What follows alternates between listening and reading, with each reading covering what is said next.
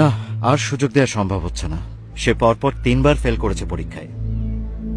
তার এই অমনোযোগিতা আমাদের স্কুলের বাকিদেরও বিপদগামী করবে। দেখুন, আমি নিজেও একজন বাবা। আমার আপনার মতো আরো অনেক বাবা তাদের সন্তানকে এই স্কুলে দিয়েছে তাদের একটা সুন্দর সুনিশ্চিত ভবিষ্যতের জন্য। এখন তার জন্য যদি আমাদের বাকি বাচ্চাদের পড়ালেখা ঠিকমতো না হয়, তাহলে আমি বাকি বাবাদেরকে কি বলবো আপনিই বলেন।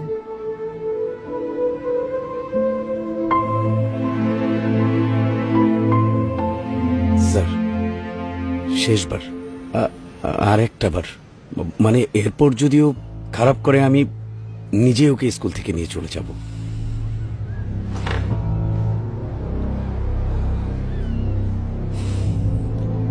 ঠিক আছে, শেষ সুযোগ।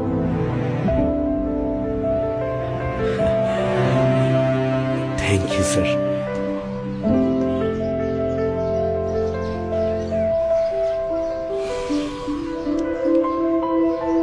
চল।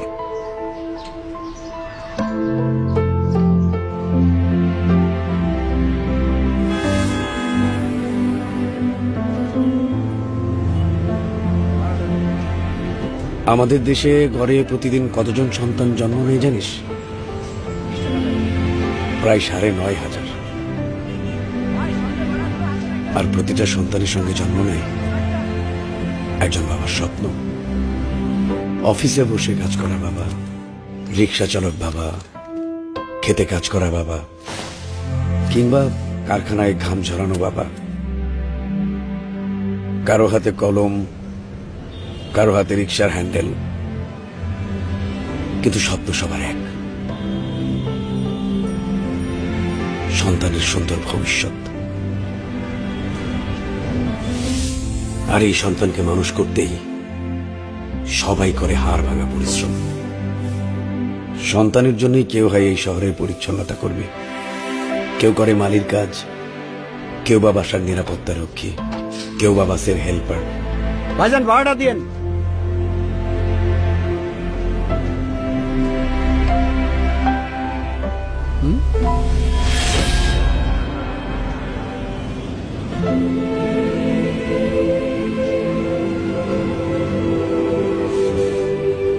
পার্বত্য চট্টগ্রামে যখন ছিলাম, অপারেশন দাবানলে শান্তি বাহিনীর গুলিতে ডান হাতটা হারিয়েছিলাম। ডান হাতটা চলে গেলেও জীবন তো আর যায়নি। জীবনটা চলে গেলে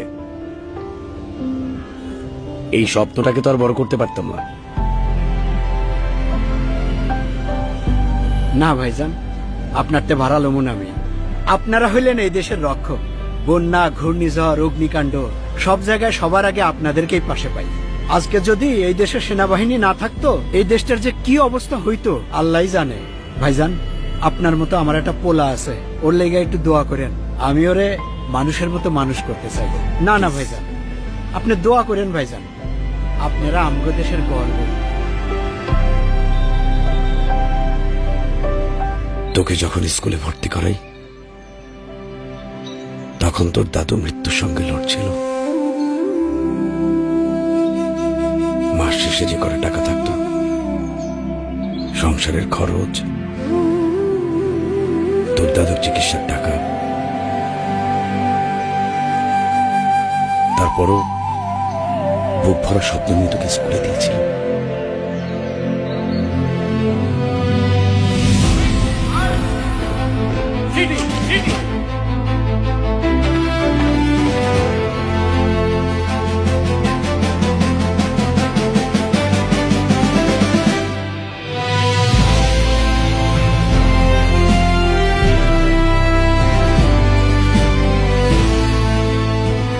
সেনাবাহিনীতে থাকতে মানুষের সম্মান পেতাম ঠিকই, কিন্তু আমাদের মাইনে ছিল খুবই সামান্য।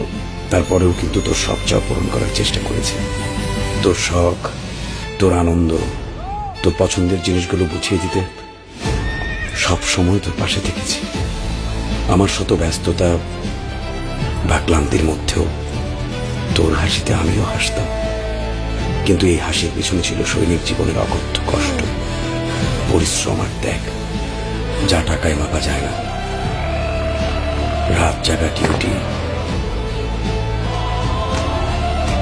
ভোরের আগে শুরু হওয়া কঠোর প্রশিক্ষণ, দিন মাস বছর কেটে গেছে, তবুও কখনো জীবন নিয়ে অভিযোগ করিনি।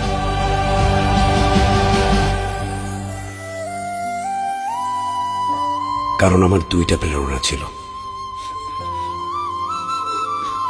তোকে নিয়ে আমার স্বপ্ন আর দেশের প্রতি ভালোবাসা।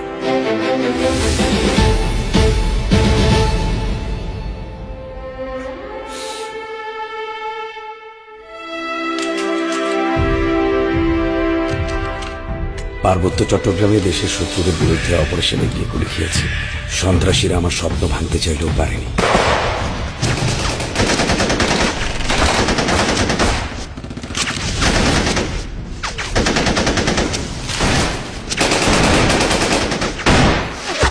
তবে ইউনিফর্মটা ছাড়তে হয়েছে।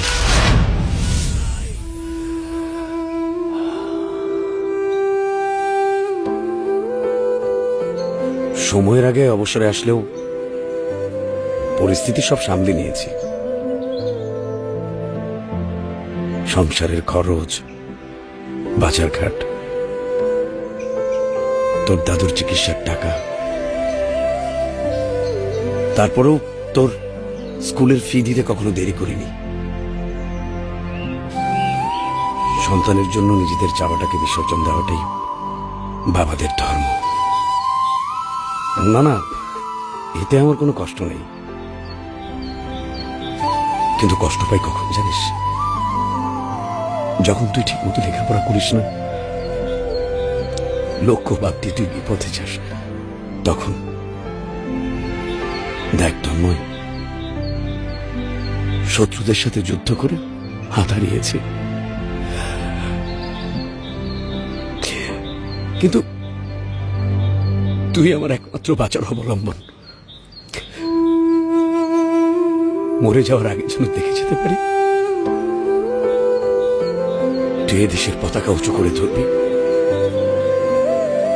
বড় মানুষ হবি, ভালো মানুষ হবি।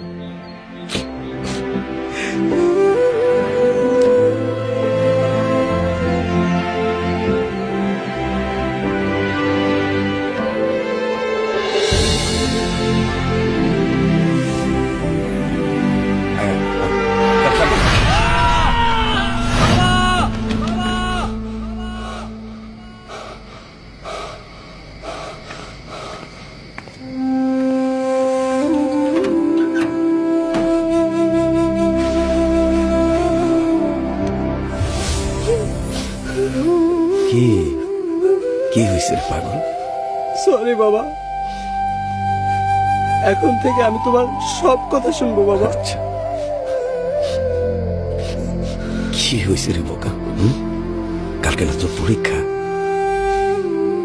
বাবা তোকে নিজে স্কুলে নিয়ে যাবে। হ্যাঁ, আমি হাঁটবো বলে তোমার স্বপ্নের পথে সাজিয়েছ বাবা তুমি আমার রাস্তাকে বাধাহীন রঙিন করে।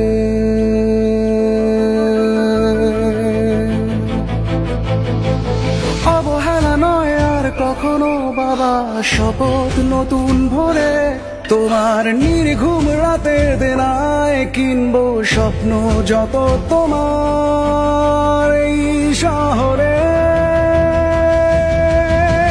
হারবে না তুমি নতুন প্রত্যয়ে, আমি হারতে দেব না তোমার স্বপ্নকে কখনো। নতুন সূর্য আমাদের দিগন্তে উঠেছে, নতুন বার্তা নিয়ে।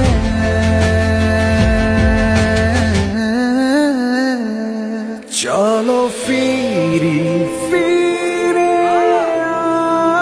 আসি স্বপ্নের পথে। তন্ময়ের মতো হাজারো সন্তানের হৃদয়ে জেগে উঠুক বাবা মায়ের আত্মত্যাগের গভীর উপলব্ধি। বিপথে হারিয়ে যাওয়া আমাদের সন্তানেরা খুঁজে পাক নতুন আলো ও সঠিক পথের দিশা।